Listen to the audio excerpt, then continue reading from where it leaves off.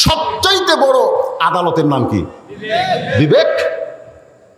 আজকে আমাদের বাংলাদেশে আদালতে যারা বসে আছে অনেক বিচারকের বিবেক নাই, যার কারণে পরিমণের মতন খারাপ মেয়ে জামিন পায়, আলেম ওলামাদের জামিন হয় না। জোরে কোন কথা ঠিক কিনা? বিচার ঠিকই আছে, বিচার ঠিকই আছে, কিন্তু বিচারপতির কি নাই? বিবেক নেই। দেখছেন, পরিমণের মতন একটা ব্যবসা জামিন পায়, আর আমির হামজার মতন একটা টকবগা কোরআনের পাখি জামিন নেই। দোষও ধরবার পারেনি। কি দোষ? আমির হামজার ওয়াজ এক ছেলে শুনে ওই নাকি সংসদ ভবন ছুরি দিয়ে আক্রমণ করবার গেছে। কিন্তু বর্তমানে ছুরির খাওয়া আছে, এক কুরবানি জব করবার গেলে 3 বার ছুরি চেক করা লাগে। জোরে করে কথা ঠিক কিনা?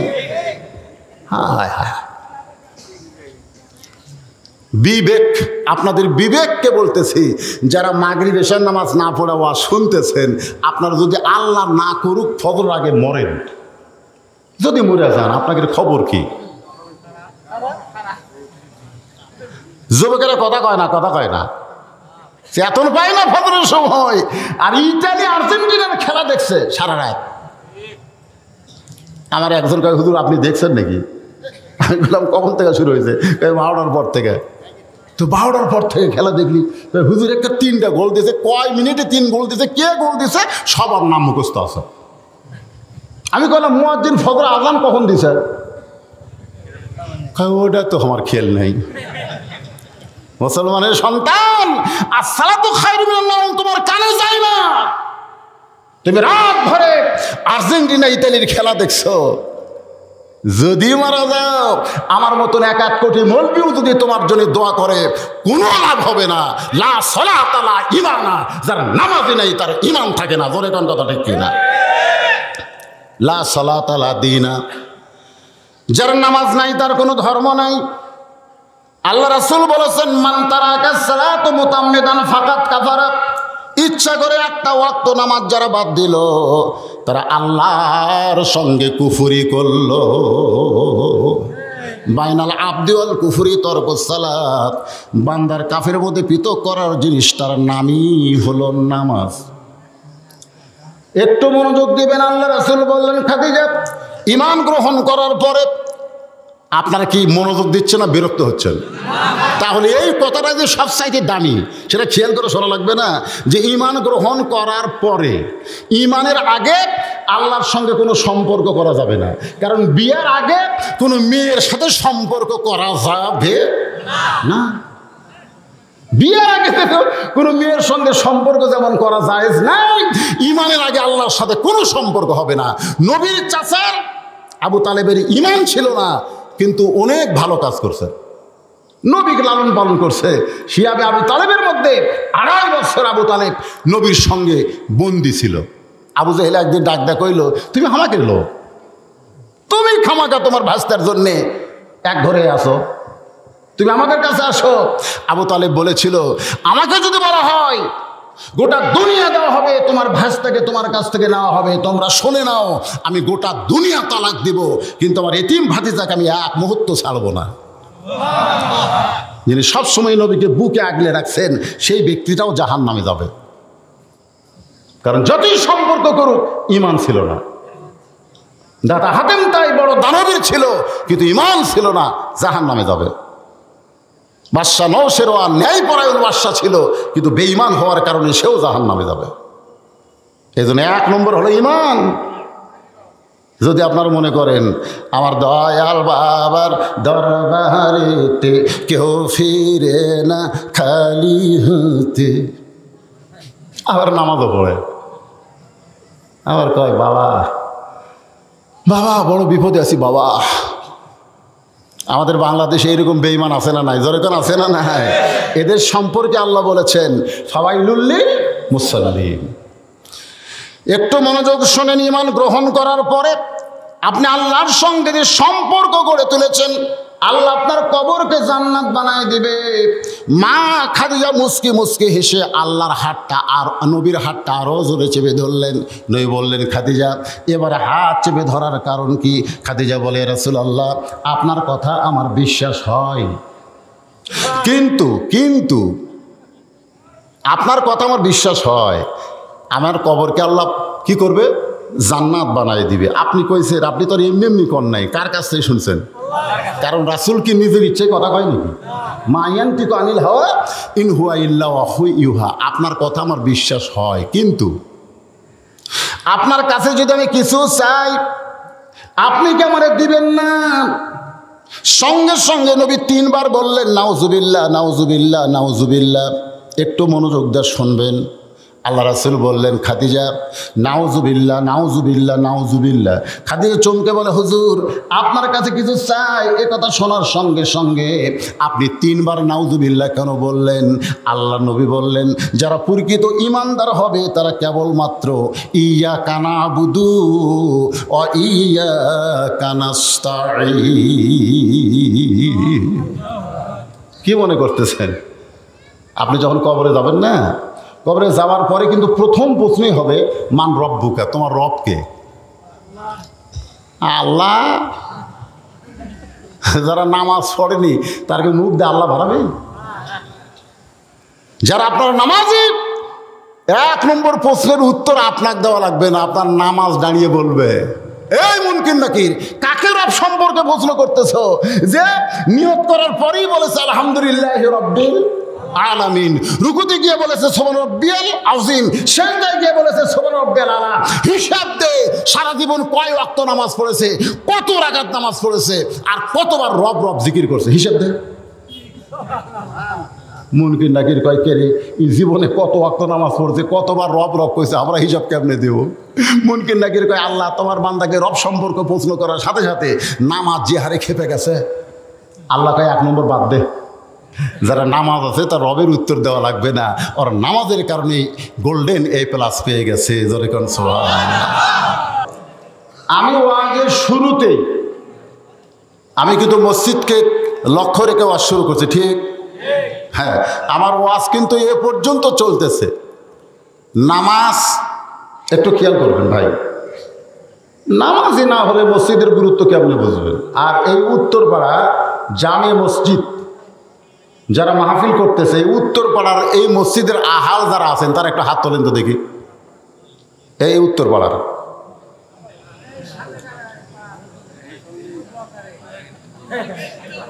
না, আপনার এই কয়েকজনই আইছেন? আচ্ছা ঠিক আছে, ঠিক আছে। আচ্ছা, এই উত্তরপাড়া না, অন্য পাড়া থেকে এখানে যারা ওয়াজ শুনতে এসেছেন তারা কারা কারা একটু হাত তোলেন তো দেখি।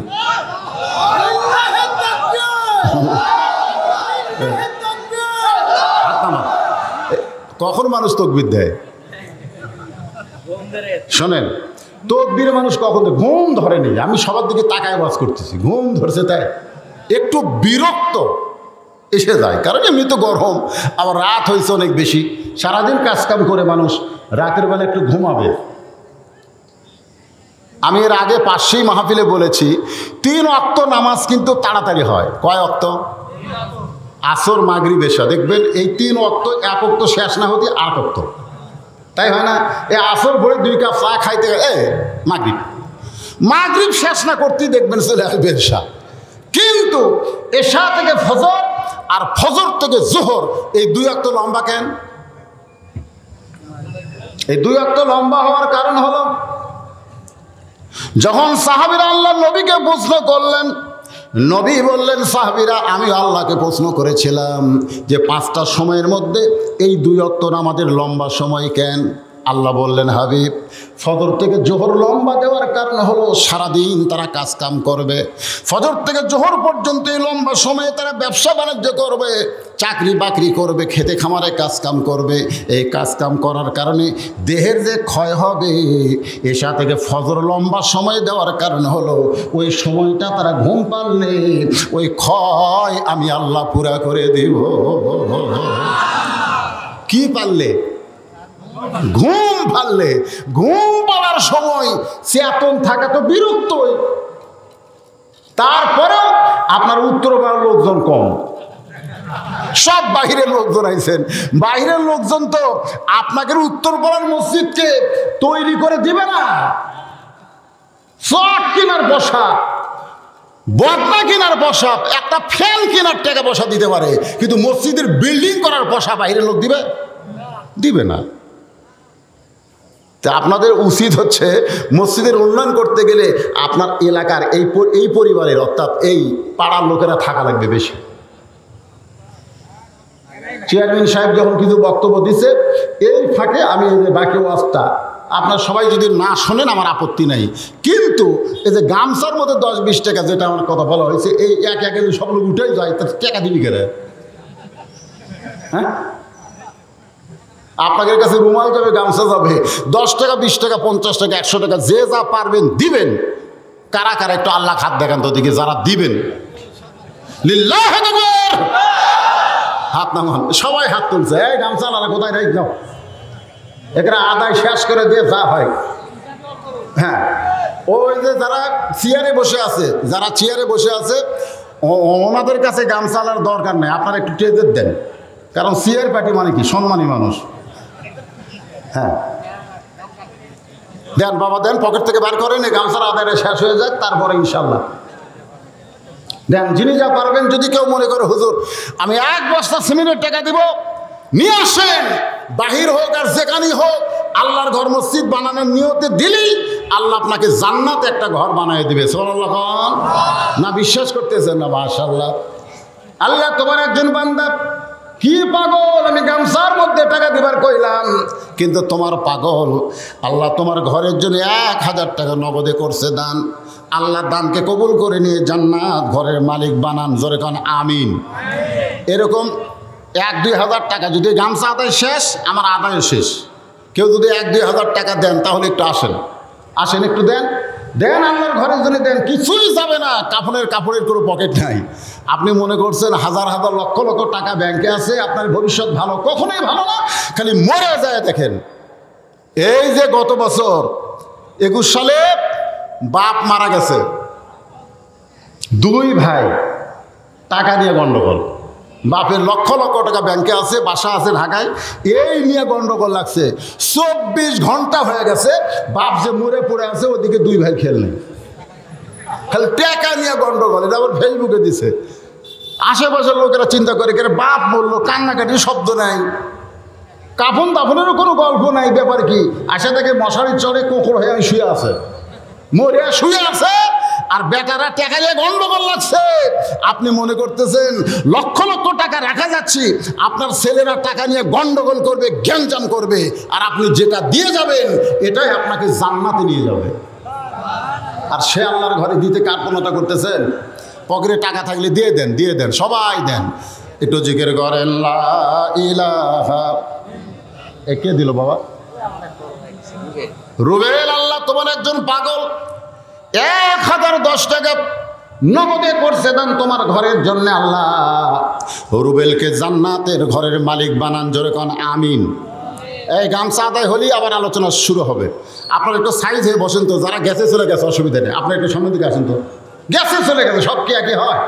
একটু সামনের দিকে আসেন, একটু মহব্বত নিয়ে জিকির করেন আর সামনে আসেন। লা ইলাহা ইল্লাল্লাহ, লা ইলাহা ইল্লাল্লাহ, লা ইলাহা, লা ইলাহা ইল্লাল্লাহু মুহাম্মাদুর রাসূলুল্লাহ। আমার মা বোনেরা যারা পর্দার অন্তর আছেন, মা আমি কিন্তু আপনাদেরকে নিয়ে আলোচনা করতেছি, কারণ মা খাদিজা কিন্তু আপনাদের লোক, মা খাদিজা কিন্তু মেয়েদের। জোরে কোন ঠিক কি না? কিন্তু আপনারা বলেন তো, যেই খাদিজাকে নিয়ে আমি ওয়াজ করতেছি, এই খাদিজা কিন্তু জান্নাতি হবে, কিন্তু জান্নাতি নারীদের নেত্রী হবার পারবে না। জান্নাতি নারীদের নেত্রী হবে তার পেট থেকে যে মেয়েটা জন্ম নিয়েছে, সে খাতুনে জান্নাত ফাতেমা। সুবহানাল্লাহ। আমার মায়েরা যারা পর্দার অন্তর আছেন, একটু মনোযোগ দিয়ে শুনবেন। খাদিজা বলতেছে, রাসূলুল্লাহ আমি আপনার কাছে যা চাবো সেটা যদি আল্লাহর কাছে চাইলে না পাই, তাহলে আল্লাহর কাছে চাইয়া লাভ কি? নবী সঙ্গে বলে, খাদিজা আপনি আমার কাছে এমন কি চাবেন যেটা আল্লাহর কাছে চাইলে আল্লাহ দিতে পারবে না?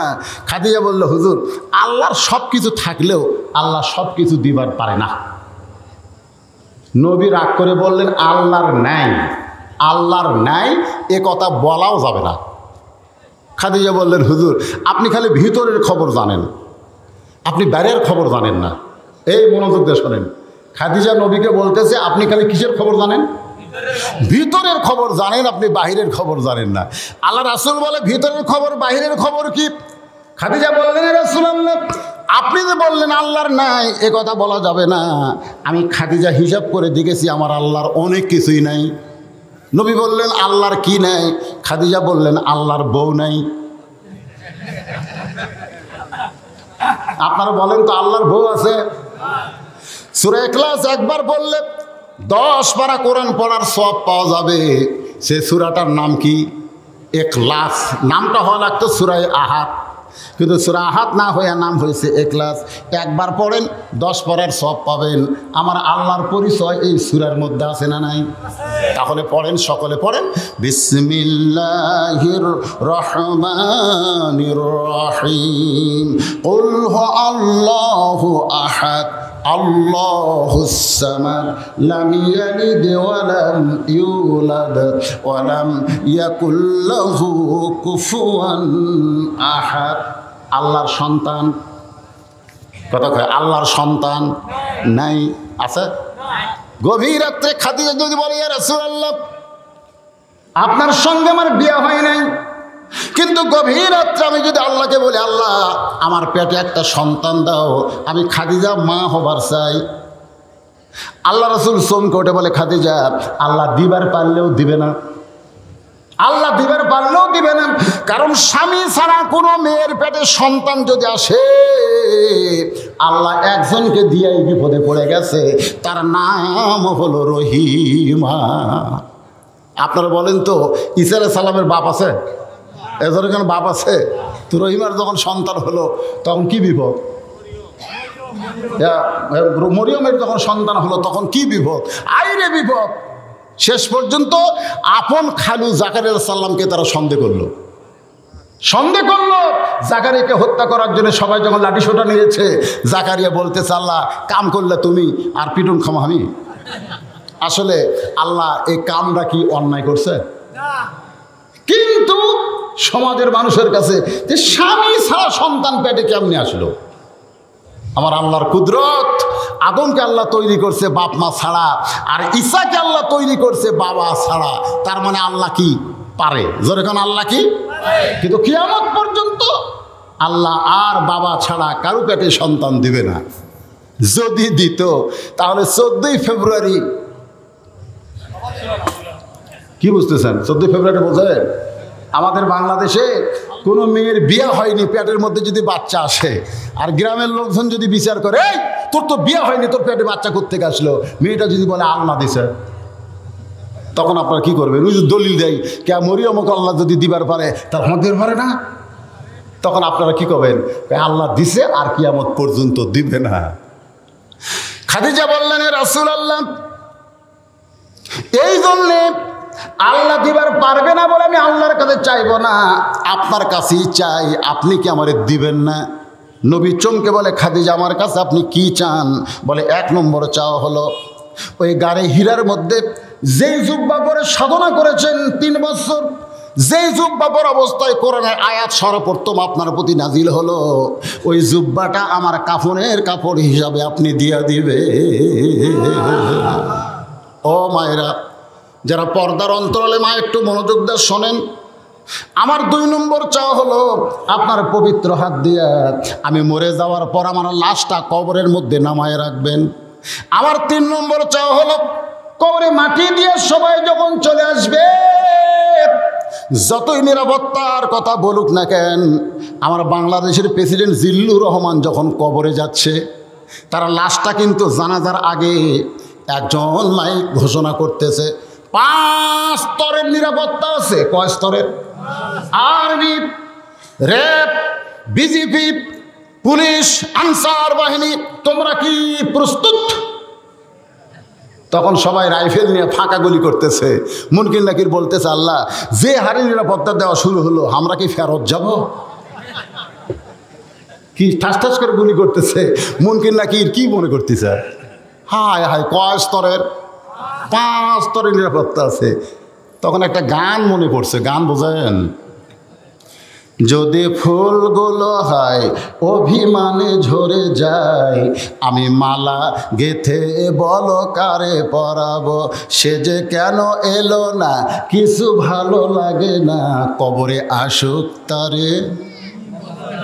আপনারা কি মনে করছেন কবরে গেলে মজা আছে না নাই? কি মজা বাবা, একটু মনোযোগ দিয়ে শোনেন, বিশ্বাস করেন। খাদিজা বলতেছে রাসূলুল্লাহ, কবরে মাটি দেওয়ার পরে সবাই যখন চলে যাবে, এমন সময় দুইটা ফেরেশতা আল্লাহ কবরে পাঠিয়ে দিবে। ফেরেশতা আসিয়া যখন জিজ্ঞাসা করিবে, দিন কি তোমার মাবুদকে, বা তখন কি বলিবে। এই গানটা গাইলে কি গুনাহ হবে নাকি? তাহলে সকলে বলেন, ফেরেশতা আসিয়া যখন জিজ্ঞাসা করিবে, দিন কি তোমার মাবুদকে, বা তখন কি বলিবে। সবাই বলেন, আল্লাহ বিনে নাই রে মাবুদ। কেরে সওয়াব হবে না গুনাহ হবে? সবাই বলেন, আল্লাহ বিনে নাই রে মাবুদ, আল্লাহ বিনে নাই রে মাবুদ। জবানে তাই বলো রে বলো, মুখে আল্লাহ রাসূল সবে বলো। হুজুর, মুনকির নাকির যখন তিনটা প্রশ্ন করবে, আমি খাদিজা উত্তর দিবার পারবো না, আমার পক্ষ থেকে আপনাকে উত্তর দেওয়া লাগবে। সঙ্গে সঙ্গে রাসূল খাদিজার কপালে একটা চুমু দিয়ে বললেন, খাদিজা, ওই আল্লাহর শপথ করে বলতেছি, শপথ করতে হবে শুধুমাত্র কার নামে? আরো জোরে বলেন। অনেকে বলে, আমার মরা বাবার শপথ করতেছি, আমার মায়ের শপথ করতেছি, আমি পাহাড়ের শপথ করতেছি, সূর্যের শপথ, চন্দ্রের শপথ। আল্লাহ ছাড়া অন্য কারো নামে শপথ করা হলো কবিরা গুনাহ। জোরে কোন, কি গুনাহ? শুধুমাত্র শপথ করতে হবে কার? আল্লাহ। আল্লাহ নবী বললেন, ওই আল্লাহর শপথ করে বলতেছি, আমার আগে যদি আপনার মৃত্যু হয়, আপনার তিনটা চাই আমি পুরা করব ইনশাআল্লাহ। কি বুঝলেন? আমার আগে যদি আপনার মৃত্যু হয়। এ কথার দ্বারা রাসূল বুঝালেন কে কখন মরবে এটা আল্লাহর নবীও জানে না, আর আমরা জানি। জানতেছেন না আপনি? হ্যাঁ, জানেন না? আপনি গ্রামের বাড়ি ভালো লাগতেছে না, আপনি মান্দা একটা বাড়ি করছেন, কে রে টাকা আছে, মান্দার বাড়ি, নগাঁয় একটা বাড়ি বানাবো। একে নগাঁয় দয়াল মোড়ে সেই রকম একটা বাড়ি। সবাইকে বলতেছেন, আমার মনের আশা আল্লাহ পুরা করতে পারে। আগামী মাসের 3 তারিখে আমি ওই বাসায় উঠতেছি। একেবারে মান্দা থেকে আপনি মনে ফুরফুরে মেজাজ নিয়ে বাসার দিকে রওনা দিয়েছেন। মাইক্রো থেকে নেমে মাত্র 50 গজ দূর, ওই যে বাসার গেট। মোবাইল করতেছেন, ভাই রে সারা জীবনের সাধনা আজকে পুরো হচ্ছে রে, আমার বাসাত উঠতেছি। এই কয়ে 2 ধাপ সামনে যেই গেছেন, আজরাইল খারাপ হচ্ছে। আজরাইল বলতেছে ও যাই, যেই বলছে চ যাই, ওর মেজাজ খারাপ হয়ে গেছে। রাগ করে বলছে, এই মিয়া, গ্রামের বাড়ি ভালো লাগে না, মান্দার বাসা ভালো লাগে না, নওগাঁ শহরের বাসায় উঠতেছি, আর তুই আমাকে যাবার কোস, তুই কে রে? وأنفقوا مما رزقناكم من قبل أن يأتي أحدكم الموت فيقول ربي لولا أخرتني إلى أجل قريب। আমার চিনলি না? আমার নাম হলো আজরাইল। যেই বলছে আজরাইল, ওর যা সাইজ,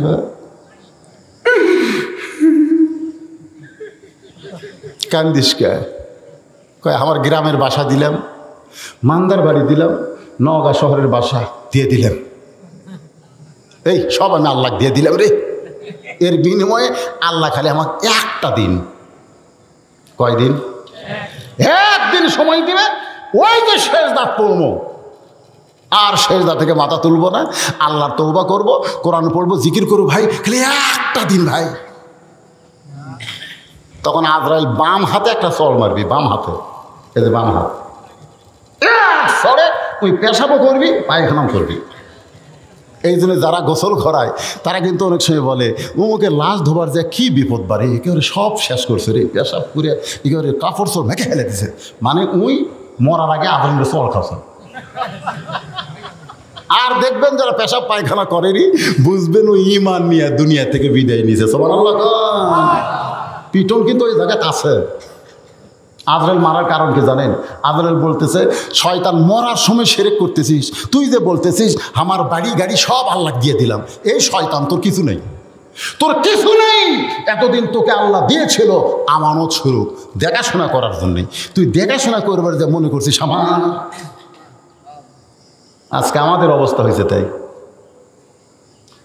একটু মনোযোগ দিয়ে শুনবেন, কে কখন মরবে এটা আল্লাহর নবীও জানে, কিন্তু আমরা মনে হয় জানি। বুক খাওয়ায় বলে আমারে চিনিস আমি কোন দল করি। একজন আমার কানে কানে ফিসফিস করে বলে, হুজুর ওয়াজ করবেন সাবধান হয়ে, আপনারা কিন্তু তালিকার মধ্যে পড়ে গেছেন। কিসের তালিকা?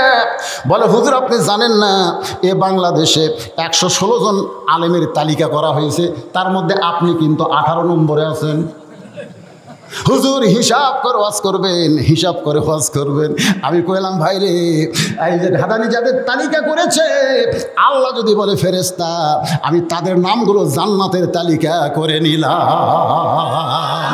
একজন আলেমের কাছে দুনিয়ার চাইতে জান্নাতের দাম যে কত বেশি, আল্লাহ কোরআন কারিমের মধ্যে বলেছেন, ইন্নামা ইয়াখশাল্লাহ মিন ইবাদিহিল উলামা। তোমরা কি জানো বান্দা সমূহের ভিতরে আমার আলেম বান্দারাই আল্লাহকে বেশি ভয় করে।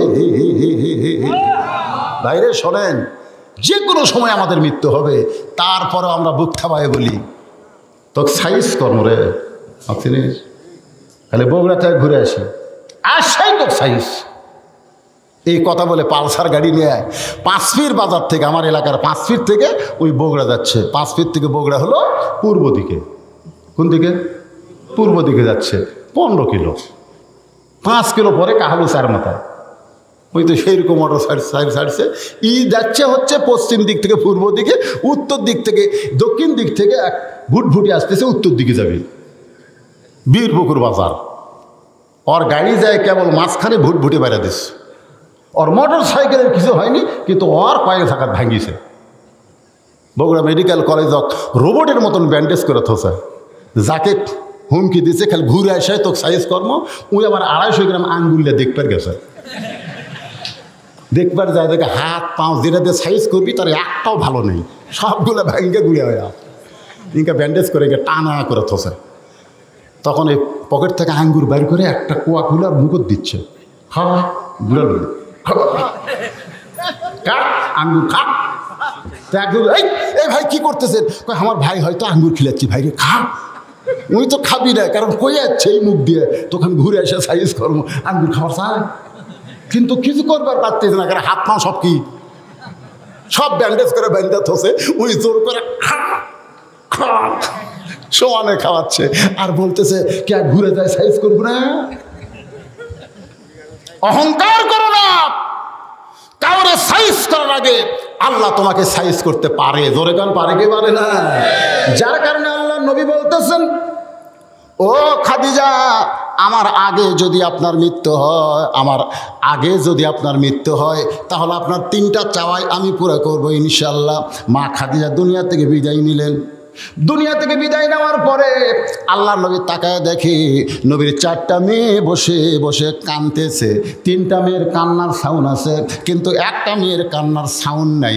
যে 3টা মেয়ে সাউন্ড করে কাঁদতেছে, একটু জোর গলায় কাঁদতেছে, তাদের নাম হলো রোকেয়া, কুলসুমা, জয়নাব। আর একটা মেয়ে শুধু কাঁদতেছে, কিন্তু কান্নার কোনো শব্দ নেই, চোখ দিয়ে দর দর করে পানি পড়তেছে। ওই মেয়েটার নাম হলো ফাতেমা। রাসূল ফাতেমাকে ডাক দিলেন, ডাক দিয়ে বললেন, ফাতেমা, তোমার মা দুনিয়া থেকে বিদায় নেওয়ার আগে ওসিয়ত করেছে। ওসিয়ত দেখেন, এখানে ওসিয়ত করার কথা কত গুরুত্ব। তোমার মা দুনিয়া থেকে বিদায়ের আগে ওসিয়ত করেছে ফাতেমা যেন আমাকে গোসল করায় দেয়। তোমার মা ওসিয়ত করেছে ফাতেমা যেন আমাকে কাফনের কাপড় পরায়। ফাতেমা বলতেছে, বাবা, আমার আরও 3টা বোন আছে, এই 3টা বোনকে নিয়ে আমি কি মারে গোসল করাতে পারবো না? আল্লাহ রাসূল বললেন, এ কথা তোমার মা বলেনি, তোমার মা শুধু তোমার কথাই বলেছে। এখান থেকে প্রমাণ হলো ওসিয়ত করার কথা ইসলামে আছে। জোরে কোন ওসিয়ত করার কথা ইসলামে আছে। আপনি একজন নামাজি মানুষ হয়ে আপনি বেনামাজির কবর খোঁড়া দিবেন কেন? আপনি যে নামাজ পড়েন, আপনি কি জানেন আপনার কবর যদি বেনামাজি খোঁড়ে আপনার কি হবে? এ কথা কন না কেন? দুনিয়ার একটা বাড়ি, যেই বাড়িতে থাকতে পারবেন না, সেই বাড়ি বানানোর জন্য যদি ভালো মিস্ত্রি খোঁজেন, আমি 3 তলা একটা বিল্ডিং করবো রে, এলাকার মধ্যে কোন মিস্ত্রি ভালো? তখন না না, এই এলাকা তো ওই মিস্ত্রি আছে। মিস্ত্রি যদি নিবার তো মানদার যাও, শহরে বহু 3 তলা বাড়ি আছে, ওই বাড়িগুলো কারা করছে খুঁজলো, ওই খুঁজলে দেখে ওরে বাবা ওই মিস্ত্রির বাড়ি হলো নিয়ামতপুর। ওই সেটি মোটর সাইকেল যা বলতে ভাই আমি একটা 3 তলা বাড়ি বানাবো, তোমার মতন ভালো মিস্ত্রি দরকার। আল্লাহ কয় কে রে, দুনিয়ার যেই বাড়িতে থাকার গ্যারান্টি নেই, সেই বাড়ি যদি ভালো মিস্ত্রি দিয়ে তুই বানাস, যেই কবরে তোকে 50,000 বছর থাকা লাগবে, সেই কবর খোলার জন্যে ভালো মিস্ত্রির দরকার নেই। 50,000 বছর থাকা লাগবে, ওটা খুঁড়তেছে, বিড়ি খাচ্ছে আর কোদাল মারতেছে, মুকুট বিড়ি আর কোদাল মারতেছে, মাটি তুলতেছে কবরের, ওর মুখও তো একটা বিড়ি। এলাকার সিগারেটের ধোঁয়াতে একটাও ফেরেস্তা গোরস্থানত নাই, সব ফেরেস্তা সাইডে যায় খাড়ায় আছে। আল্লাহ কয় কে রে ফেরেস্তা খবর কি? কয় যে হারে বিড়ির ধোঁয়া, আল্লাহ আমরা তো থাকতে পারতেছি না, কবরের মাটি পর্যন্ত বিড়ির ধোঁয়াতে গন্ধ হয়ে গেছে, দুর্গন্ধ।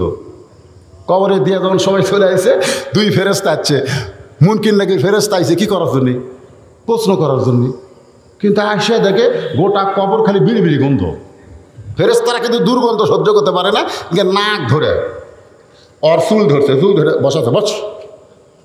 তো বলতে যে ভাইরে তোমরা কারা? বলে মুনকিন নাকির। তো মুনকিন নাকির প্রশ্ন করা বাদ দেয়, মাথার চুল ধরে টানে চুললে কেন? চুল ধরে তোলার কারণ তোর কবর খুললো কে? আগে সেই হিসাব দে। বলে আমার কবর কে খুলেছে আমি তো জানি না। কেমন জানবি না? যেই কবরে 50,000 বছর তোমাকে থাকতে হবে, সেই কবর যদি 5 ওয়াক্ত নামাজি বান্দারা খুঁড়ত, ওদের কবর খোলার মধ্যে কবর তোমার বরকতি হয়ে যেত। তাহলে আপনাকে কে গোসল করাবে? আপনি মরে গেলে আপনার তো গোসল করানো দরকার, কে করাবে? আপনি দেখবেন আপনার এলাকার সবচাইতে ভালো মানুষ হচ্ছে যিনি মসজিদে আজান দেয়। আল্লাহ রাসূল বলেছেন মুয়াজ্জিনের চাইতে ভালো মানুষ তো আমার চোখে পড়ে না। আরে বাবা, মুয়াজ্জিন বিড়ি খায়,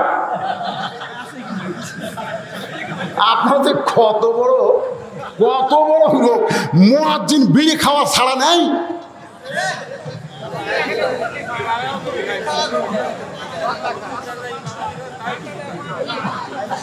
কি কয় রে? শোনেন, আমি বলতেছি রাসূলের হাদিস, হাসরের ময়দানে ওনার মাথা সবচাইতে উপরে থাকবে। কার মাথা?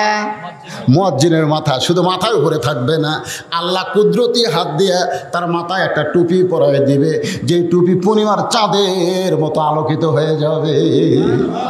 সেই মুয়াজ্জিন আপনাকে গোসল করায় দিবে।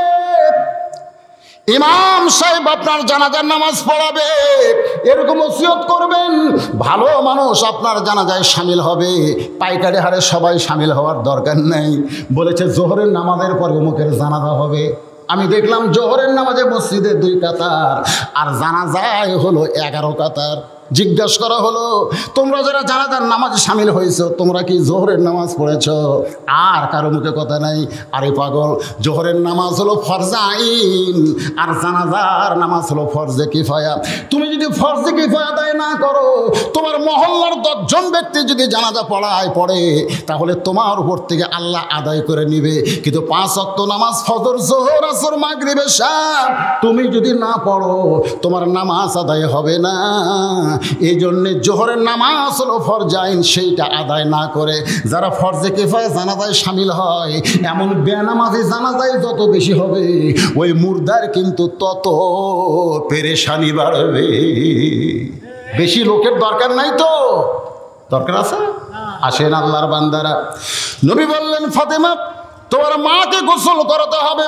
ফাতেমা নিজের হাতে মারে গোসল করে দিয়ে আল্লাহ নবীর কাছে বলতেছে, বাবা এখন মাকে কাফনের কাপড় পরাতে হবে, আপনি কি কাপড়ের ব্যবস্থা করেছেন? সঙ্গে সঙ্গে নবী ওই জুব্বাখানা এনে ফাতেমার হাতে দিয়ে বললেন, মা এই জুব্বাটাই তোমার মার কাফনের কাপড় হবে। ফাতেমা ছোট বাচ্চার মতন কান্দের, বলে বাবা আমার জীবনের সবচাইতে বড় সুখের সময় হলো আমার মা যতদিন জীবিত ছিল আমি সব সময় মায়ের সঙ্গে ছিলাম। সুবহানাল্লাহ বলেন না কেন? একদিন খাদিজা ফাতেমার গায়ে হাত দিয়ে বলতেছে, ফাতেমা তুই আমার বিয়ের খবর জানিস? ফাতেমা বলতেছে, মা আপনার যখন বিয়ে হয়েছিল তখন আমি কোথায় ছিলাম? তো খাদিজা বলতেছে, তোমার তো তখন জন্মই হয়নি।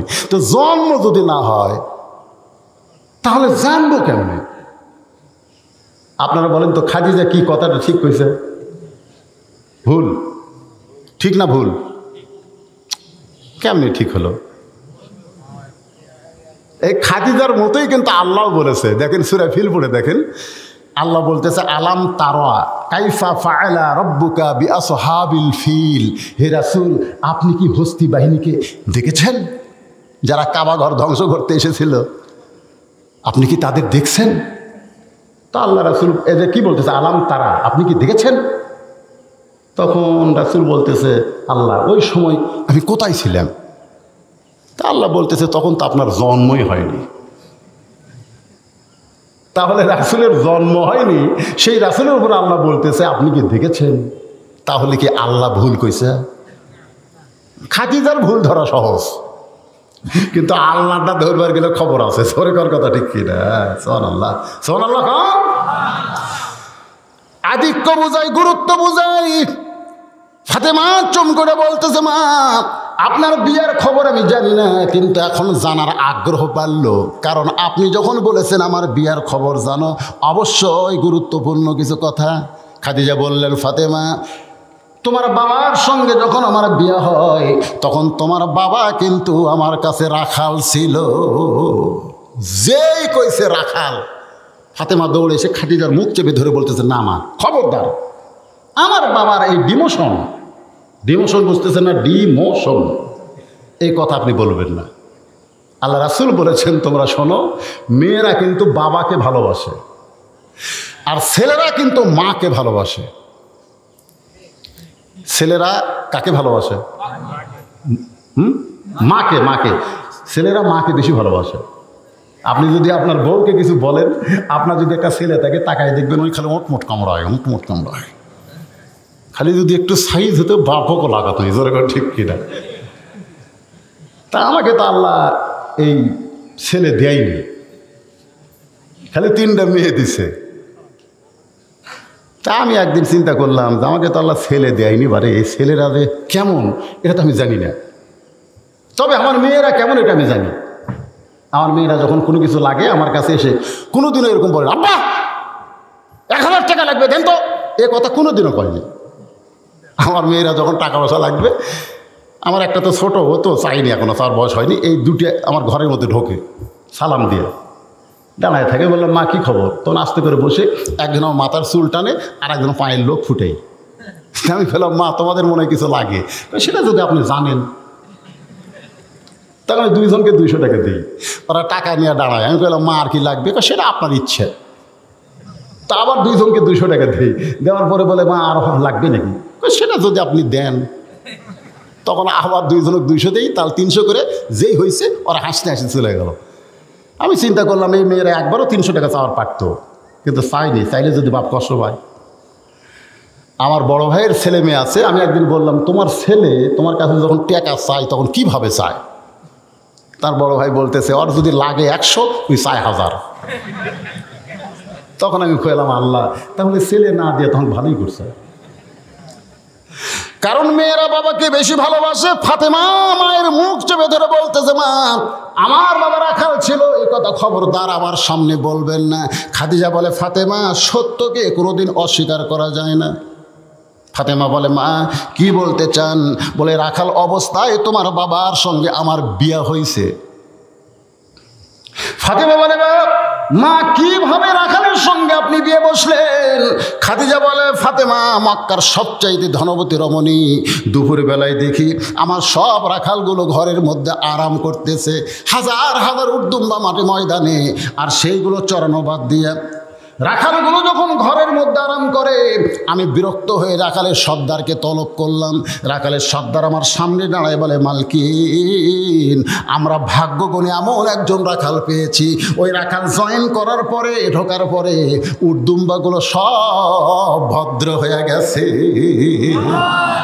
যে উটদুম্বা চড়াইতে শত শত রাখাল লাগে, কিন্তু এখন একটা রাখালের ইশারায় রাখাল যদি বলে উটদুম্বা খাও, সবার সঙ্গে খাওয়া দাওয়া শুরু হয়ে যায়। যদি বলে খাওয়া দাওয়া বন্ধ করো, উটদুম্বা খাওয়া দাওয়া বন্ধ করে দেয়।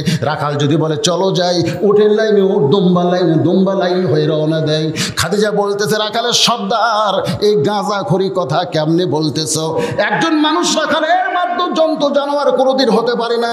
রাখালের সর্দার বলে, যদি বিশ্বাস না হয় তাহলে আপনি তদন্ত করে দেখতে পারেন। খাদিজা বলে, ফাতেমা, ওই রাখালের সর্দারের কথা মতো দুপুর বেলায় আমি তদন্ত করতে গিয়ে দেখি উটদুম্বাগুলো সব খাওয়া দাওয়া করতেছে। আর তোমার বাবা 25 বছর রাখাল এক জায়গায় দাঁড়িয়ে আছে। তোমার বাবা যেখানে দাঁড়ায় সেই জায়গায় আসমানের সূর্যের কোনো রৌদ্র নাই, একটা মেঘ যেন তোমার বাবার মাথার উপরে ছায়া দান করতেছে। আমি খাদিজা চমকে গেলাম। রোদের চাপে পাহাড়ের পাথর পোড়া গন্ধ, বালি পোড়া গন্ধ আসতেছে, আর তোমার বাবার উপর মাথার উপরে ছাতাকে ধরল রে। একটু নিকটে গিয়ে যেই মাত্র দাঁড়াইছি, একটা বাতাস আমার নাকের মধ্যে ঢুকলো। ওই বাতাসটা আমার দেহের মধ্যেও লাগলো। ওই বাতাসের সুগন্ধ যেন মেশকাম্বর, আর বাতাসের শান্তি যেন জান্নাতের দরজাকে যেন খুলে দিয়েছে।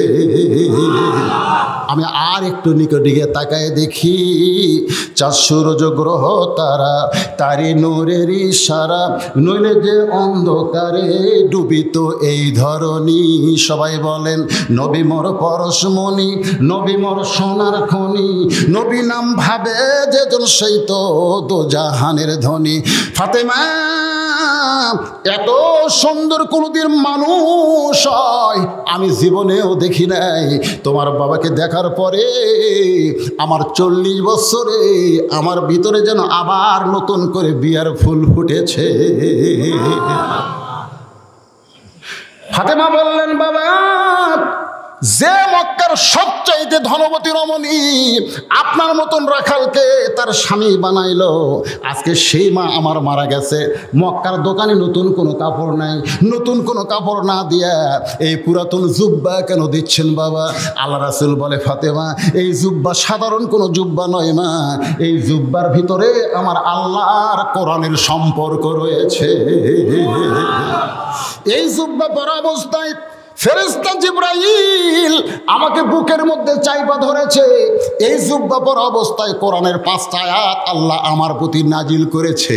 এই জুব্বা সাধারণ কোনো জুব্বা নয়, এই জুব্বার সঙ্গে আল্লাহর কোরআনের সম্পর্ক রয়েছে। এই জুব্বা আমি দিচ্ছি না মা, তোমার মা আমার কাছে চেয়েছে। সুবহানাল্লাহ কবেন না? আপনারা কি মনে করতেছেন, যার সাথে আল্লাহর এই কোরআনের সম্পর্ক হয়ে যায় তার দাম বাড়ে না কমে? সব জায়গায় বাড়লেও আমাকে দেশত বাড়ে না। আজকে ফেসবুকে দেখলাম একজন হাফিজ সাহেব আফসোস করে বলতেছে যে বেতন পায় মাত্র 6000। মাদ্রাসার বেতন পায় কত? 6000। ওর বাড়ি 50 কেজি চাউল লাগে মাসে। কয় কেজি? 50 কেজি চালের দাম কত? 2600 না, এর মধ্যে 3200 ভালো চাউল। ও যে কাঠারি ভোগ কিনবার গেল, তো কাঠারি ভোগ খাবি না মোটাটাই খাবি, যাই হোক। তাহলে চিন্তা করেন, যদি 2 লিটার করে সয়াবিন তেল লাগে মাসে, তাহলে কয়শো? আমাকে এক মন্ত্রী কি কথা জানেন, যে বাংলাদেশের লোকের ইচ্ছা করলে প্রতি সন্ধ্যায় গরুর গোস্ত দিয়ে ভাত খাওয়াবি, ইচ্ছা করলে। আমার এলাকার যারা এই যে আবাদ করছে, আমার এলাকার কথা বলছি, যে ভাই প্রত্যেকটা কৃষক ধান কাটার আগে এই গালো থাক। আমি বললাম, কে ভাই আবাদ ভালো হয়নি? কই হুজুর আমাকে শত্রু সবাই, আল্লাহ যেমন। তাই কইলাম, আল্লাহ কি করছে? কই ওয়াজ করে খান তো হিসাব করেন না, জমির যাই দেখেন সব ধান সুতা পড়ছে। এই সুতা কি কোনো প্রধানমন্ত্রী দিছে? আল্লাহ দিছে। এখন সুতা দেওয়ার কারণে কৃষকেরা ঘুম পাড়ে আর দাম বাড়ায়, ঘুম পাড়ে আর দাম বাড়ায়। যারা যে কামলা ধান কাটে না, ওরা ঘুমায় আর দাম বাড়ায়। আমার জমি 13 বিঘা লাগাছি, তার মধ্যে প্রথম 3 বিঘা ওরা আছে এখন থেকে কাটছে 4,000 টাকা। রাত্রে ঘুমালো, সকালটা বলতেছে 5,000। আমি বললাম কেবারে কি হলো? ঘুমে স্বপ্ন দেখছি উমুক এলাকা 6,000 লাগছে, ওরা স্বপ্নে দেখছে 5,000। আমি চিন্তা করলাম আল্লাহ আর যদি 2 দিন যায় আর 2টা ঘুম পারলে তো আরও দাম বাড়বি। হুজুর আসলেই তাই, পরের দিন ওটা বলতেছে 6,000। আমি বললাম 6,000 কেন হলো? কারণ একটু বৃষ্টি দিছে, এই বৃষ্টি দেওয়ার কারণে এদিক থেকে আল্লাহ মারতেছে, এদিক থেকে আরা মারতেছে।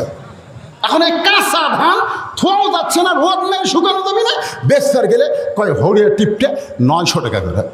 এখন 900 টাকা করে মন ধান বেচে কি করবেন হুজুর? হায় হায় রে, কি মনে কষ্ট পাচ্ছেন? আল্লাহর বান্দার একটু মনোযোগ দিয়ে শুনবেন। এই কোরআনের সঙ্গে যাদের সম্পর্ক সব কিছুর দাম বেশি। আপনি যদি 500 টাকা গজের কাপড় দেন গায়ে, ওই কাপড় যখন গোসল করায়, ওই কাপড় যখন পরিষ্কার করে, তখন দেখবেন পরিষ্কার করার সময় যদি হাতে হাতে ঠেক নাই, রং না ময়লা না ওঠে, তখন পাও দিয়ে ঠেক নাই, জোরে কোন ঠিক কিনা, ওর পাও দিকে লাফে। কিন্তু মাত্র 20 টাকা 30 টাকা 40 টাকা গজের কাপড় দিয়া এই কোরআনের জন্য একটা যদি কাপড় বানায়, আপনি বলেন তো ওই কাপড় যখন পরিষ্কার করে বাংলাদেশের কোনো মানুষকে ওই কাপড়ে পা লাগায়? আপনার দেহের সঙ্গে যেই কাপড় 400 টাকা গজ, তার মূল্য আপনার কাছে নাই। আর এই কোরআনের সঙ্গে মাত্র 40 টাকা গজ, সে কাপড়ের দাম এত বেশি কেন হয়েছে? একই গাছের কাঠ দিয়া আপনি খাট বানাচ্ছেন, সোফা বানাইছেন, সেই গাছের সামান্য কাঠ বেশি হয়েছে, আপনি সেইটা দিয়ে রেহাল বানাইছেন। আপনি এখন সত্যি করে বলেন তো, আপনার কাছে খাটের দাম বেশি, সোফার দাম বেশি, না রেহালের দাম বেশি? এই যে একজন বুদ্ধিমান, খাটের দাম বেশি, খাটের দাম বেশি রে, ঠিকই তো বলছে।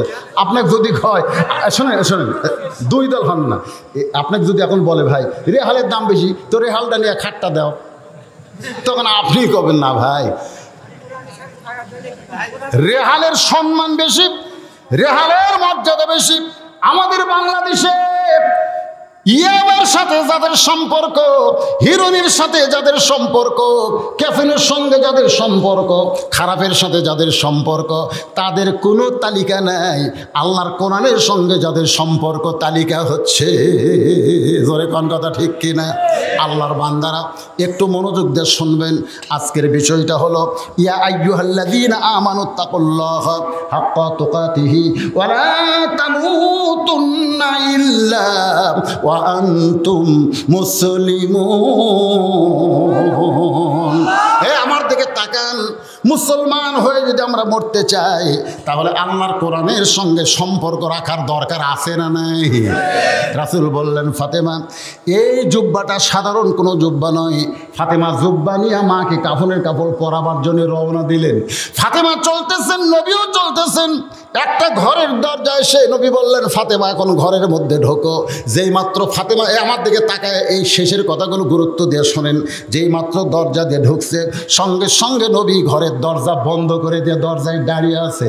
আপনারা বলেন তো, নবী যদি দুনিয়া থেকে বিদায় নিত, তাহলে খাদিজা কিন্তু নবীকে গোসল করাবার পারত, খাদিজা কিন্তু নবীকে কাফনের কাপড় পরাবার পারত। কিন্তু খাদিজা বিদায় নিয়েছে, নবী কিন্তু গোসল করাবার পারতেছে না, নবী কিন্তু কাফনের কাপড় পরাবার পারতেছে না। খাদিজা তো বলতে পারতো, ইয়া রাসূলুল্লাহ আপনি আমাকে গোসল করায় দিবেন, আপনি আমাকে কাফনের কাপড় পরায় দিবেন। এ কথা নবীকে না বলে নবীর মেয়ে ফাতেমাকে খাদিজা বলার কারণ আছে না নাই? জোরে কোন আছে না নাই? নবী বিদায় নিলে খাদিজা থেকে গোসল করাবার পারবে, কাফনের কাপড় পরাবার পারবে, কিন্তু খাদিজা বিদায় নিলে নবী এটা পারবে না। এরই নাম হলো শরীয়ত। সুবহানাল্লাহ কর না কেন? আপনি মরেন, আপনার বউ যদি পারে আপনাকে গোসল করাই দিতে পারবে না। অনেক বউ কিন্তু স্বামী বলে, তুমি ছাড়া আমি বাঁচবো কেমনে? স্বামী মরে যাওয়ার পরে যদি সবাই কাঁদতেছে, এখন রাত যখন 12টা হবে, পরদিন সকালে ফজরের পরে বা 10টার দিকে মাটি হবি, বলতেছে আমরা সবাই চলে গেলাম, সারা জীবন তো স্বামীর সঙ্গে থাকছে তুমি, আজকের এই বাকি রাতটা স্বামীর সঙ্গে থাকো।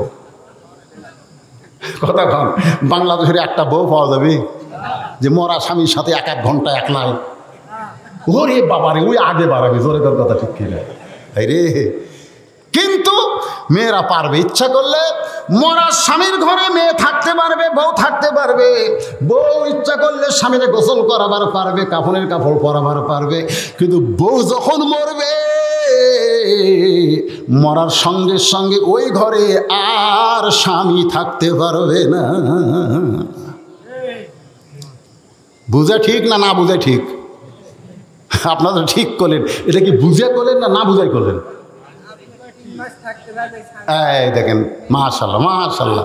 এই যে মুরব্বী, এগুলো বিষয় আমাদের জানার দরকার, বুঝলেন? এগুলো জানা দরকার। আপনার বউ মরার দিনে আপনি বিয়ে করতে পারবেন, কিন্তু আপনি মরার দিনে আপনার বউ বিয়ে বসতে পারবে না। ওই মরার সময়ের অধীনে তাকে কমপক্ষে 3 তুহুর অপেক্ষা করতে হবে। আল্লাহ কোরআনে বলেছেন, আর রিজালু কাওয়ামুনা আলান নিসা। কত ক্ষেত্রে আল্লাহ নারীদের চাইতে পুরুষদেরকে একটু উপরে রাখছে, তাই বলে সব ক্ষেত্রে না। মেয়ে যদি মা হয়, মা কিন্তু নারী, বাবা পুরুষ, কিন্তু বাবার চাইতে মায়ের দাম বেশি। ছেলে কিন্তু পুরুষ, মেয়ে কিন্তু নারী, কিন্তু ছেলের চাইতে মেয়ের দাম বেশি। শুধু একটা জায়গা পুরুষের চাইতে নারীর দাম কম, সেটা হলো স্বামী স্ত্রী। এই জায়গাতে একটু দাম কম, বইয়ের দাম কম, স্বামীর দাম একটু বেশি। এইটাই মেয়েরা পছন্দ না করে মিছিল করতেছে নারী পুরুষের সমান অধিকার। কে রে পাগলা, তুই মা হরে, বাপের চাইতে তোর দাম 3 গুণ বেশি, তুই সমান অধিকারের মিছিল করিস কেন? মিছিল করে না নারী পুরুষের সমান অধিকার দিতে হবে, দিতে হবে। ওই গাদানি গাদানি। নারী পুরুষের সমান অধিকার সব সময় না। মেয়ে হও তোমার দাম বেশি, মা হও তোমার দাম বেশি। 3টা সময়ের মধ্যে 2 সময়ে তোমার দাম বেশি, এক সময় বউয়ের সময় একটু দাম কম। সব জায়গায় সমান দাম চালে হবে? কতক্ষণ হবে? আমি একটা ওয়াজে বলছি, আপনাদের হয়তো মনে নেই। পদ্মার চরে জ্বালানি ঘর বানাচ্ছে, অস্থায়ী ঘর চাটাই দিয়ে। হঠাৎ একদিন উঠছে ঝড়, খালি বালু উঠতেছে, খালি বালু উঠতেছে। ইলিশ ধরার জন্য ঘর বানাচ্ছে চাটাই দিয়ে। 1-1 ঘন্টা হয় ঝড় থামে না। স্বামী বলতেছে, বউরে পেশাব লাগলো, কি করি? ঘরের মধ্যে পেশাব করি। বউ কয়, না না, এত বড় মানুষ ঘরে পেশাব করলে ঘর দুর্গন্ধ হবে। কয়, তাহলে দরজা খুলে। খবরদার, দরজা খুললে বালু এসে ঘরে সব মেখে যাবে। তাহলে কি করি? তো বউ বলতেছে, একটা কাম করো, তুমি আমার কান্দর চড়ো, উপরে একটা শুটুং করো। তো কান্দর চড়ে আর জিনিস বরাবর এরকম গোল করে একটা শুটুং করছে, ওই দিক দিয়ে যন্ত্র বের করে পেশাব করছে। 1-1 ঘন্টা হয় পেশাব, ঝড় বন্ধ হয় না। এখন বউ বলতেছে, পেশাব হামাকো লাগছে। তো স্বামী বলতেছে, তোমাকে আর নতুন করে কিছু করা লাগবে না, খালি কান্দর চড়ো আর পেশাব করো। ওই কান্দর ছড়ে পেশাব শুরু করছে। পেশাব তো ওই পর পড়েই না, সব ওর বুকুত পড়তেছে, গাওটাও মাখা যায়। স্বামী চিল্লায় বলে, এই পেশাব করো কোথায়, পড়ে কোথায়? বউ চিল্লায় বলে, মরার স্বামী জানো না, সব জায়গায় সমান অধিকার চলে না। আপনার এখন সব জায়গায় সমান অধিকার চলবে? আল্লাহ নবী দরজায় দাঁড়িয়ে আছেন। যেই মাত্র ফাতেমা ঘরের মধ্যে ঢুকছে, সঙ্গে সঙ্গে নবী দরজা বন্ধ করে দিলেন, কারণ খাদিজার কোনো কিছুই যেন নবীর চোখে না পড়ে। সুবহানাল্লাহ। কাফনের কাপড় পরানোর পরে ফাতেমা যখন দরজা খুলতেছে, নবী তাকায় দেখে ফাতেমা মুস্কি মুস্কি হাসতেছে। নবী চমকে গিয়ে বলে, ফাতেমা, তোমার মায়ের ঘরের মধ্যে তুমি ঢুকলে কাফনের কাপড় পরানোর পরে, তুমি হাসতে হাসতে দরজা কেন খুললে? ফাতেমা রে, তুমি কাঁদতে কাঁদতে দরজা ভিতরে ঢুকলে আর হাসতে হাসতে দরজা কেন খুললে? ফাতেমা বলে, বাবা, কাঁদতে কাঁদতে কেন ঢুকলাম এটাও আপনি জানেন, হাসতে হাসতে কেন দরজা খুললাম এটাও আপনি জানেন। আল্লাহ রাসূল বলতেছেন, আল্লাহে, আমি জানি না, আমি জানি না, তবে কাঁদতে কাঁদতে ঢুকলে আমি জানি, কারণ মাকে কাফনের কাপড় নিয়ে পরাবে, অবশ্যই কানবে। কিন্তু হাসতে হাসতে দরজা কেন খুললে ফাতেমা, আমি নবী জানি না। এ কথার দ্বারা নবী বুঝাইল, গায়েবের খবর আল্লাহর নবী জানে না। জোরে কোন, গায়েবের খবর আল্লাহর নবী জোরে কোন রে ভাই, জোরে কোন। আমাদের বাংলাদেশে কতগুলো মুরিদ আছে, মুরিদ। এই মুরিদরা কয়, নবী কিরে, আমার বাবা সব জানে। আর বাবা নাকি সব জানে, আছে নাই? বাবা নাই, কিসের দরবেশ? এলা দরবেশ কয়, এলা হচ্ছে শয়তান, ভণ্ড শয়তান। আছে না নাই? কথা কর না কেন, আছে নাই? নবী জানে না, নবী জানে না। কি জন্য হাসতে হাসতে দরজা খুললো, এটা আল্লাহর নবী জানে না। আল্লাহ নবী বললেন, ফাতেমা কাঁদতে কাঁদতে তুমি ঢুকলে আমি জানি, কারণ মেয়ে তার মাকে কাপড়ের কাপড় পরাবে, অবশ্যই কানবে, কিন্তু হাসতে হাসতে দরজা খুললে আমি জানি না। ফাতেমা বলতেছে, বাবা আমি এতদিন জানতাম আপনি বাইরের খবরও জানেন, ভিতরের খবরও জানেন, কিন্তু আজকে দেখলাম আপনি শুধু বাইরের কিছু জানতে পারেন, কিন্তু ভিতরের খবর জানেন না। রাসূল বললেন, আল্লাহ জানাইলে আমি জানি। এজন্য আমরা সকলেই বিশ্বাস করব, সব কিছু জানে কে? আরো জোরে আল্লাহ। ভিতর বাহির, এমনকি আমার মনের ভিতরে কি হয় এই খবরও আল্লাহ জানে। এই জন্য আমরা সকলে সূরা হাসরের শেষ 3 আয়াতের একটা আয়াত আমরা পড়ি, সকলে পড়েন, হুয়াল্লাহুল্লাযী লা ইলাহা ইল্লাহু আলিমুল গায়বি ওয়াশ শাহাদাতি হুয়ার রাহমানুর রহিম। আল্লাহু আকবার। ফাতেমা বললেন, বাবা আপনার এই জুব্বা যখন আমার মাকে পরাবার গেছি, ইয়ানজুরু বিনুরিল্লাহ, আমি নূরের নজরে তাকায় দেখি, এই 2 চোখ দিয়া না, নূরের নজরে তাকায় দেখি আমার মাকে আল্লাহ জান্নাতের পোশাক পরাইয়া দিছে। সঙ্গে সঙ্গে নবী বসে পড়লেন। নবী বসে এত কান্না শুরু করে দিলেন। ফাতেমা বলে, বাবা আমি মুচকি মুচকি হাসি আমার মাকে দেখার পরে, আর আপনি এই খবর শুনে এমন করে কেন কাঁদতেছেন?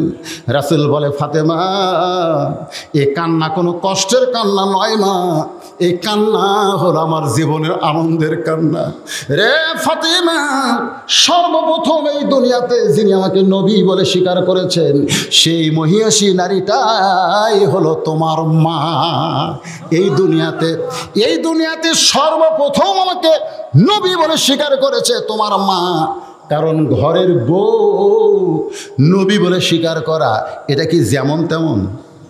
কারণ আমি যত জায়গায় তদন্ত করছি, আপনারা মনে চাইলে করবেন, বাংলাদেশের কোনো পীরের বউ ওই পীরের হাতে মুরিদ হয়নি। খোঁজ নেবেন, যদি আপনি না পারেন আপনার বইয়ের মাধ্যমে খোঁজ লাগাবেন। এক মেয়ে যা বলতেছে, আম্মা আপনি কি বাবার হাতে মুরিদ হচ্ছেন? আমরা অনেক মেয়েরা এসে আপনার স্বামীর হাতে মুরিদ হচ্ছি, তা আপনার খবর কি? তারপর বলতেছে, আমার স্বামীর মতো লুচ্চে, আমার স্বামীর দিকে আমরা বহুদিন তাকে দেখছি, খালি মুরিদের বইয়ের দিকে তাকা থাকে, মুরিদের বইয়ের দিকে তাকা থাকে, 1 নম্বর লুচ্চে, এর হাতে আমি মুরিদ হব? একটা পীরের বউ ওর হাতে মুরিদ হয়নি, জানে না আমার স্বামী হচ্ছে 1 নম্বর লুচ্চে। এটা কোনো পীরের কথা বলতেছে, আমার নিজের কথাই শোনেন। এখন 35 বছর হচ্ছে আমার ওয়াজের বয়স, আজ পর্যন্ত আমার বউ ইচ্ছা করে আমাকে হুজুর করে ডাকলো না। হ্যাঁ, তা আমি একদিন কইলাম, কে গো সবাই হুজুর কয়, তুমি একটু হুজুর কও তো, তোমার মুখে হুজুর শুনতে কেমন লাগে? বউ খালি মুচকে মুচকে হাসে। না, হাসো কেন? বলে, হাসার কারণ হলো জনগণ আপনাকে চিনে না, এই জন্যই হুজুর কয়। কিন্তু আমি মালদা তো চিনি, হুজুর হওয়া 35 বছর ওয়াজ দিয়ে নিজের বইয়ের কাছে হুজুর হবার পারলাম না, আফসোস। কারণ আমার বাহিরে যা ভিতরে তা নাই, এই জন্য আমার বউ আমাকে হুজুর কয় না। আর খাদিজা সর্বত নবী বলে স্বীকার করার কারণ হলো আমার নবীর বাহিরেও যেমন ভিতরেও তেমন। এই জন্য আল্লাহ বলেছেন, যাকে তাকে অনুসরণ করা যাবে না, এমন একজন মানুষকে তোমরা আদর্শ হিসেবে গ্রহণ করো, যার বাহিরেও যেমন ভিতরেও তেমন। তিনি হলেন মুহাম্মাদুর রাসূলুল্লাহ সাল্লাল্লাহু আলাইহি ওয়াসাল্লাম।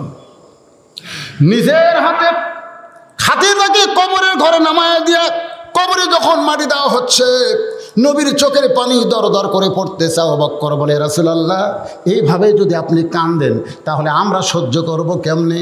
রাসূল বলে, সাহাবীরা রে, আমি কোনোদিন আমার খাদিজারে ঘুমাতে দেখলাম না, যত রাত হোক না কেন, দাওয়াতের কাজ করে যখন দরজায় সঙ্গে সঙ্গে দরজা খুলে যায়, আমি নবী চমকিকে বললাম, খাদিজা আপনি কি ঘুমাবেন না? বলে, হুজুর আপনি কষ্ট করে কলেমার দাওয়াত দিয়ে বেড়াবেন আর আমি ঘরের মধ্যে আরামে ঘুম দিব, এমন বিবি আমি না। আপনি আসার জন্য দরজার কাছে দাঁড়িয়ে থাকি, আপনি আসা মাত্রই দরজা খুলে দিব, কারণ আপনি হলেন নিষ্কাম্বর। জোরে কোন সুবহানাল্লাহ। সবাই যখন চলে গেছে, এমন সময় নবী কবরের পাশে দাঁড়ায় ঘন্টার পর ঘন্টা মুনকির নাকির আসে না। নবী ডাক দে বলে, আল্লাহ আমার খাদিজার কবরে কি মুনকির নাকির পাঠাবেন না? আল্লাহ বলে, হাবিব ঈমান গ্রহণ করার পরে আমি আল্লাহর সঙ্গে সম্পর্ক করে দুনিয়া থেকে কবরে আসবে, অন্ধকার কবরকে নিয়ে যারা চিন্তা করে চোখের পানি বের করে কান্দে, তাদের কবরে মুনকির নাকির যায় না, আমি আল্লাহ তাআলাই মুনকির নাকিরের উত্তর দিয়া দে। আজকে আমরা যারা এখানে বসে আছি, আমাদের সকলের কবরে মুনকির নাকির আসবে কি আসবে না? যারা এখন আসবে না, অবশ্যই আসবে। এই মুনকির নাকির কবরে আসবে, কবরকে স্মরণ করে 1 নম্বরের উত্তর 5 ওয়াক্ত নামাজ আমাদের জামাতের সঙ্গে আদায় করা লাগবে। মান রব্বুকা যখনই মুনকির নাকির প্রশ্ন করবে, ওই নামাজ আমাদের পক্ষে উত্তর দিয়া দিবে। যখন মুনকির নাকির বলবে, অমা দিনুকা তোমার দিন কি? ইসলাম খালি কবারসালি হবে? আল্লাহ কোরআনে বলেছে আকিমুদ্দিন, দিন কায়েম করো। এরপরে হচ্ছে আকিমুস সালাত, নামাজ কায়েম করো। দিন কায়েম করতে গিয়ে ইসলামী আন্দোলনের কর্মী হয়ে বিনা দোষে যাদেরকে জেলখানার মধ্যে রাখতেছে, বিনা দোষে যাদেরকে নির্যাতন জুলুম করা হচ্ছে, আপনি কি মনে করতেছেন? কবরে যখন রাখা হবে, যখন 2 নম্বর প্রশ্ন করবে আমার দিন ওকা তোমার দিন কি, তখন ইসলামী আন্দোলন খাড়া হয়ে বলবে, কাকে দিন সম্পর্কে প্রশ্ন করতেছিস? এই যখন চোরের তালিকা হয়নি, যখন ডাকাতের তালিকা হয়নি, হিরোইন খোরের তালিকা হয়নি, তখন কার তালিকা হচ্ছে? এই কার তালিকা হচ্ছে? এদেরকে তালিকা হওয়ার কারণ কি? হ্যাঁ, ওয়াজ করে বাড়ি যাব, মনে করেন নওহাটা মোড় পার হচ্ছি, বউ আমাকে মোবাইল করে বলতে, দেখো হুজুর এখন কোথায়? তো নওহাটা মোড়ে, বাসায় আসেন না। প্রত্যেকটা বউ স্বামী বাসায় যাওয়ার জন্য কয়, আর বউকে আসেন না, কারণ রাত 10টার পর থেকে পুলিশ ঘুরঘুর করতেছে। চোখত পানি আসলো, কে রে? আমি চোর না ডাকাত রে। তো ড্রাইভারকে বললাম কি করা যায়? ড্রাইভারকে আপনি যা করেন করেন।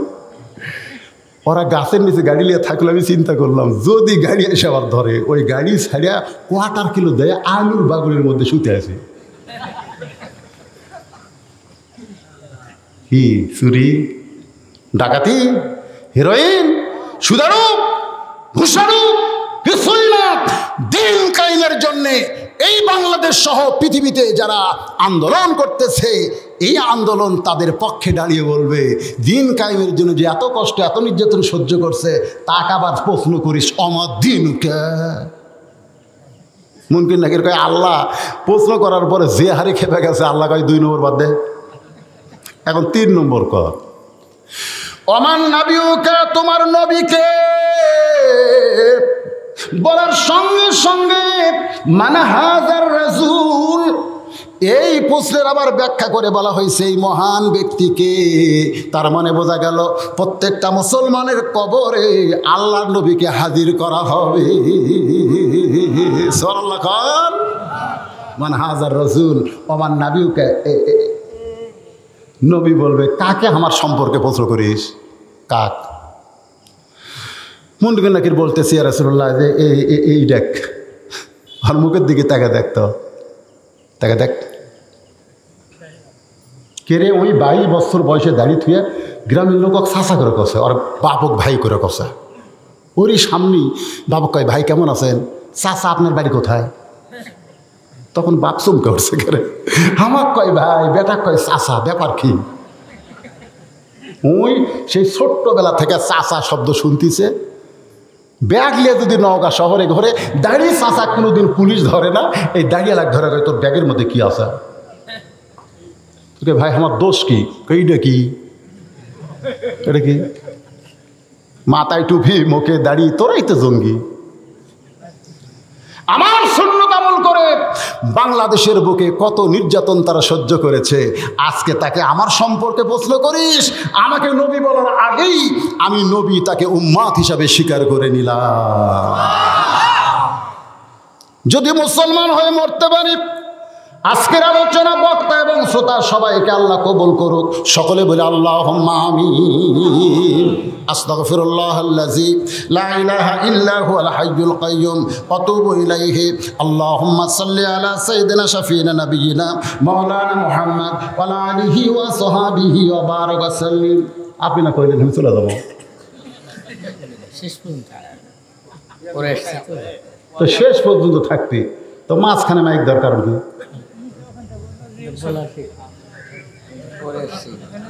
না না না, আমি তো চিন্তা করছিলাম চেয়ারম্যান সাহেব পরে আইসে কষ্ট মষ্ট করছে, কত কাজ সারাদিন এরা যা চেয়ারম্যান, একটা এমপির অত কাজ নেই। আর নতুন যারা হচ্ছে এরকে যা বিপদ হচ্ছে ভাই। আমার এলাকা এই যে চেয়ারম্যানের যারা ডান আছে বোধহয় শোনেন, আমি কিন্তু বলছি ভোটের আগে আমার একটা ক্যাসেট বার আছে যে চেয়ারম্যানের কাছ থেকে যাই 1 কাপ চা খাচ্ছে ভোটের আগে। এই শোনেন, ভোটের আগে যারা 1 কাপ চা খাচ্ছে ভোটের আগে, ভোটের পরে আপনি খান সমস্যা নাই, কিন্তু ভোট দেওয়ার নিয়তে 1 কাপ চা যারা খাচ্ছে হিসাব দেওয়া লাগবে। না না খেলে তো তার কথাই আসছে না, যারা খাচ্ছে তারই কথা বলতেছে। অনেক মুরব্বী আছে বাইরে, যুবক এই মুরব্বী আমার এলাকায় অনেক মুরব্বী। এই ভোটের যখনই শুরু হচ্ছে, আমার এলাকায় 15ই জুন ভোট হবে, আগামী 15 মাস তারিখ আসতেছে, ওই তারিখে ভোট হবে। সব মুরব্বী চায়ের দোকান দখল, সব ঘুরে।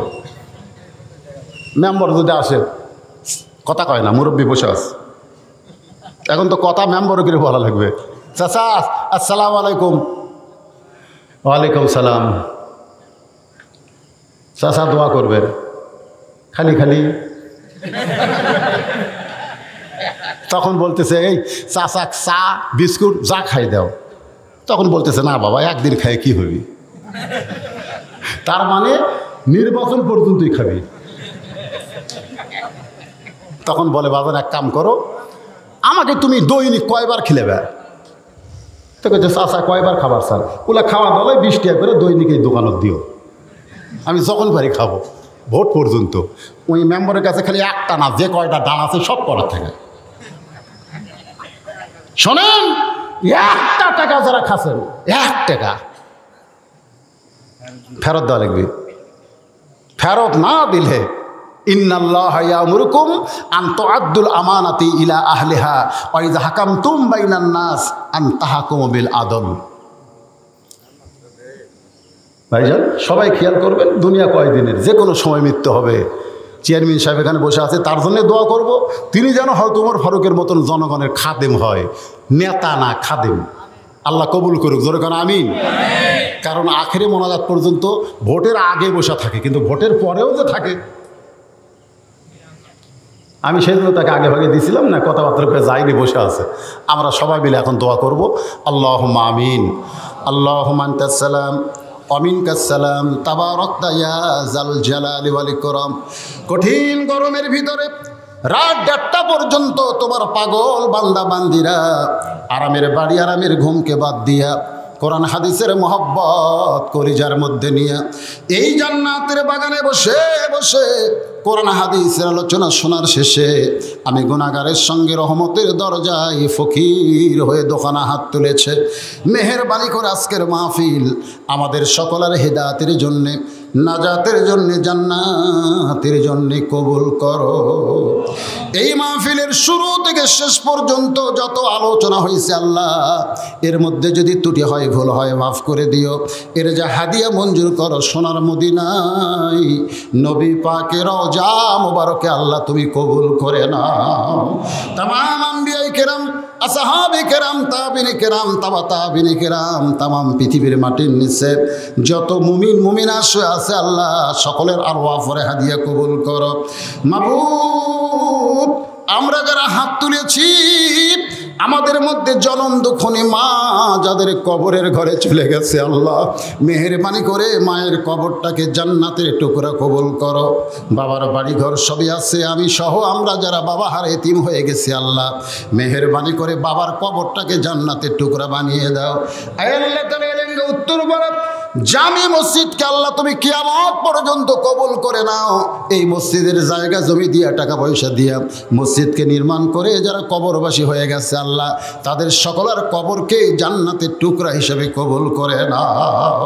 আল্লাহ আজকে মসজিদকে মহব্বত করে নগদে বাকিতে যারা দান করেছে আল্লাহ, সকলের দানগুলোকে আল্লাহ তুমি জান্নাতের বিনিময়ে কবুল করে নাও। আল্লাহ আল্লাহ যে উদ্দেশ্যে যে নিয়ত নিয়ে তোমার বান্দারা মাহফিল আয়োজন করেছে আল্লাহ, তাদের সে নিয়তকে আল্লাহ তুমি কবুল করো।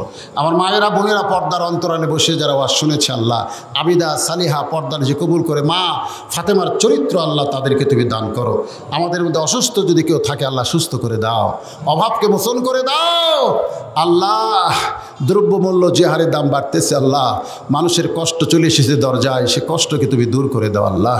আজকের মাহফিলের সম্মানিত সভাপতি নবনির্বাচিত চেয়ারম্যান সাহেব প্রসাদপুরের আল্লাহ, আখিরে মোনাজাতে আমার সঙ্গে হাত তুলেছে আল্লাহ, মেহেরবানি করে তাকে কবুল করো। যেমন শারীরিক সুস্থতা থাকলে জনগণের খেদমত করতে বিরক্ত হবে না, তেমন সুস্থতাকে দান করে দাও আল্লাহ।